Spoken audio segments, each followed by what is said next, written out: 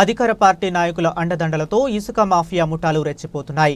ఏ విధమైన అనుమతులు లేకుండా ఇతరుల భూములను ఆక్రమించి ఇసుక దోపిడీకి పాల్పడుతున్నారు. డ్రెడ్జింగ్ యంత్రాలతో ఇసుకను త్రవ్వి ప్రతిరోజు వందలాది లారీలతో గోదావరి ఒడ్డున ఇసుక దోపిడీ జరుగుతుందా సంబంధిత అధికారులు మామూలు వత్తులో ఉన్నారు. ఈ నేపథ్యంలోనే రాజకీయ నాయకులు ప్రకృతి వనరులను యథేచ్ఛగా దోపిడీకి పాల్పడుతున్నారు. అక్రమంగా తన భూమిలో ఇసుక ర్యాంప్ ఏర్పాటు చేసి తనకు అన్యాయం చేస్తున్నారని బొబ్బ నందకుమార్ అనే వ్యక్తి ఆవేదన వ్యక్తం చేశారు.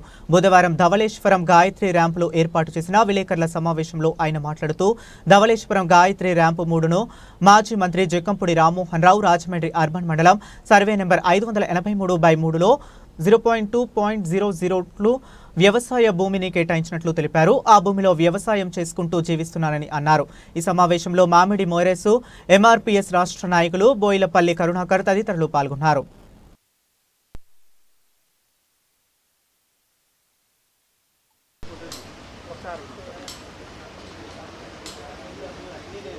నందకుమార్ సార్ కొద్దిగా జరగండి సార్ క్లోజ్. నమస్కారం అండి, నా పేరు బొబ్బా నందకుమార్. ఈ రాయబండి అర్బన్ రెవెన్యూ మండలంలోని 2 ఎకరాల భూమి ఇది నాది. దీంట్లోని నేను గత 50-60 సంవత్సరాల నుంచి మా తండ్రి మా తాతల దగ్గర వ్యవసాయం చేసుకుంటున్నాం.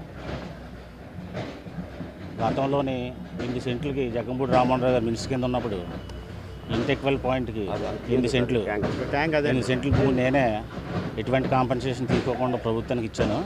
నేను వ్యవసాయం పీస్ఫుల్గా చేసుకుంటున్నాను. గత సంవత్సరం 2024 నూతన ఇసుక పాలసీ వచ్చిన తర్వాత కొంతమంది ఇరిగేషన్ అధికారులు నా భూమిలోకి నా అనుమతి లేకుండా ప్రవేశించి నేను అబ్జెక్షన్ చేస్తున్నా సరే కొంతమంది ఇసుక మాఫియా సభ్యులతో కుమ్మక్కి నేను అబ్జెక్షన్ చేస్తున్నా సరే వాళ్ళని తీసుకొచ్చి ఇక్కడ పెట్టి ఎటువంటి అనుమతులు లేకుండా పర్మిషన్ ఇచ్చారు. దానిపై నేను గౌరవ ఆంధ్రప్రదేశ్ హైకోర్టుకి వెళ్ళి రిట్ పిటిషన్ ఫైల్ చేసి ఉన్నాను. చేసిన తర్వాత హైకోర్టును కూడా తప్పుదోవ పట్టిస్తూ ఈ 583/3లోని మేము గతంలో ఇచ్చాము పర్మిషన్, పిటిషనర్ అబ్జెక్షన్ చేసిన తర్వాత మళ్ళీ రీలొకేట్ చేసేసి వేరే చోట ఇచ్చాం, అక్కడ ఏం కార్యకలాపాలు జరగట్లేదని అఫిడవిట్ వేశారు. జీపీ గారే గవర్నమెంట్ రికార్డ్ చేయించి అడ్మిట్ అయ్యారు దాంట్లోనే. దాని మీద ఇక్కడ ఏం చేయకూడదని గౌరవ హైకోర్టు గారు ఆర్డర్స్ ఇచ్చారు. దాని మీద మళ్ళీ రిప్రజెంటేషన్ ఇచ్చిన తర్వాత కూడా స్టిల్ నౌ పర్మిషన్లు ఏమీ లేకుండా ఇల్లీగల్ మైనింగ్ రాత్రులు పగలు శాండ్ మాఫియాతో కుమ్మక్కైపోయి అధికారులు. నేను వెళ్ళి అడుగుతుంటే పెద్దవారు ఉన్నారు, దీని మీద మేమేం చేయలేమన్నారు. ఏ రకంగా పెద్దవారు అనేది నాకు తెలియదు. వయసు రీత్యా పెద్దవారా, అధికారికంగా పెద్దవారా, లేకపోతే ఏ రకంగా పెద్దవారు అనేది ఎవరు చెప్పట్లేదు. మాకు తెలియదు, మాకు సంబంధం లేదు అంటున్నారు. ఇక్కడ మట్టుకు రాత్రులు పగలు ఇసుక మాఫియా ఫుల్ డ్రెడ్జింగ్ అండి. ఇదంతా కూడా ఫుల్ డ్రెడ్జింగ్. అబ్జెక్షన్ చేస్తుంటే దౌర్జన్యం చేయడానికి సిద్ధపడుతున్నారండి. అది పరిస్థితి.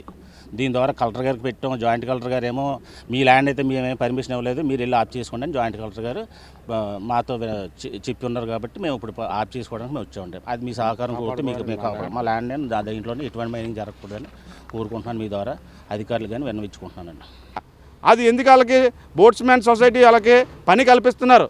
గవర్నమెంట్ వాళ్ళు ఏం చేస్తున్నారంటే వాళ్ళకి పని కల్పిస్తున్నారు. బోట్స్మెన్ జీవనోపాధి కల్పిస్తున్నారు. అలాంటిది వాళ్ళ జీవనోపాధి కొట్టడమే కాకుండా వాళ్ళ పొట్ట కొట్టడమే కాకుండా ఈ యొక్క మాఫియా మరి వెనకాల ఎవరున్నారో తెలియదు. మరి డైరెక్షన్స్ మరి ప్రొటెక్షన్ ఇవ్వాల్సిన వారు కూడా భయపడుతున్నారు చర్యలు తీసుకోవడానికి. ప్రొటెక్షన్ ఇవ్వాల్సిన వారు కూడా భయపడుతున్నారు చర్యలు తీసుకోవడానికి.